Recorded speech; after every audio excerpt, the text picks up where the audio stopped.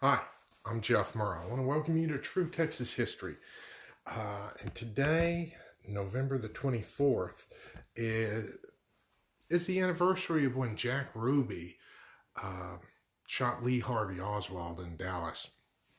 Now, that whole episode, that opened a can of worms for all sorts of historians and those who are into mysteries.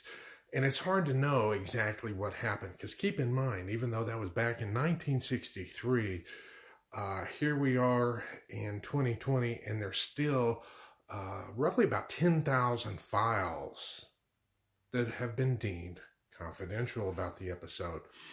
Now, the Kennedy assassination and the associated events, which the Jack Ruby killing Lee Harvey Oswald was a part of, that was when this term conspiracy theory entered public consciousness. And it was a term used by the Warren Commission to discredit many of the theories that people were coming up with. Of course, people were coming up with theories because they didn't know what was going on.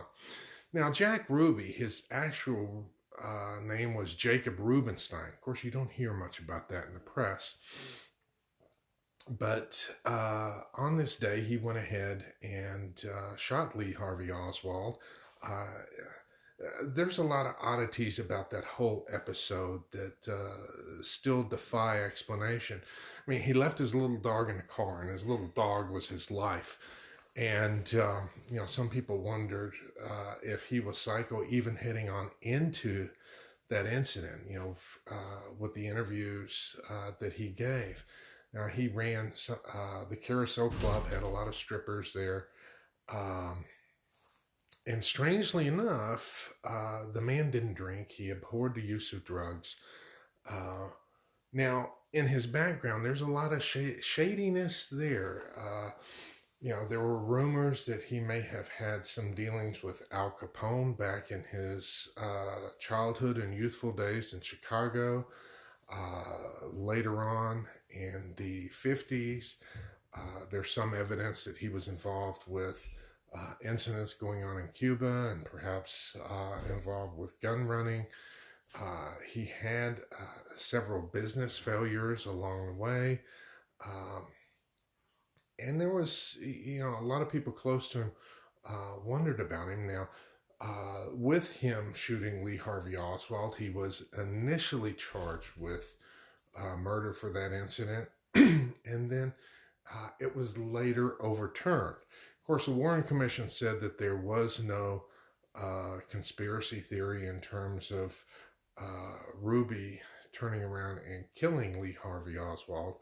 Now, he was going to be tried a second time for the killing, but he ended up dying before that occurred.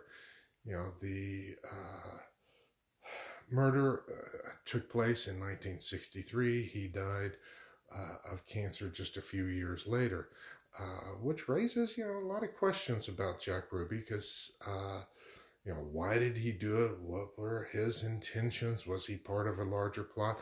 Well, he had enough shady associations to where that lent credence to it. And I think that's where a lot of the conspiracy theories concerning that whole episode come from.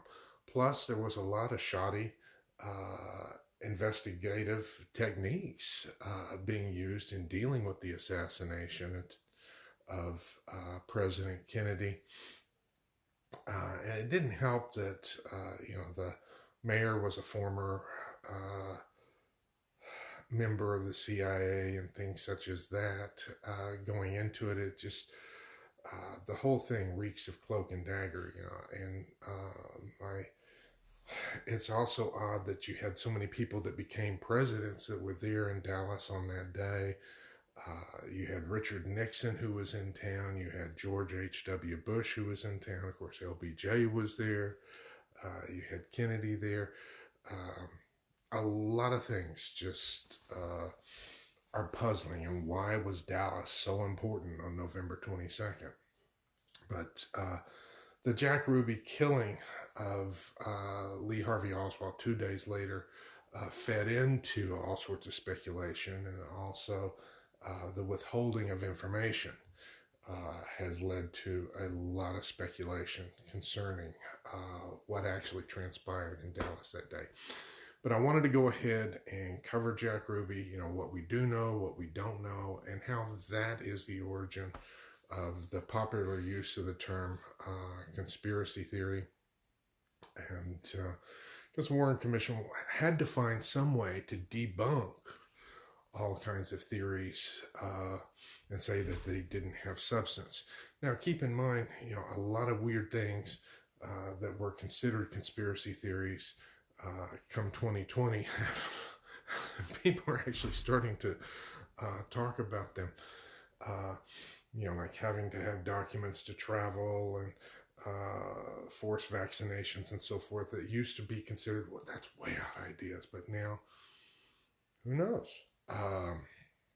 And likewise with Kennedy assassination, until all the information is out, who knows? Well, I wanted to go ahead and cover that since this is the anniversary of that happening. Hope you enjoyed it. If you have any questions, concerns, feel free to leave them below. I'll be glad to get to them. The Kennedy assassination has some special meaning for me because when I was a child, I did see Kennedy when he was in Houston right before the assassination occurred. So those memories have stuck with me. And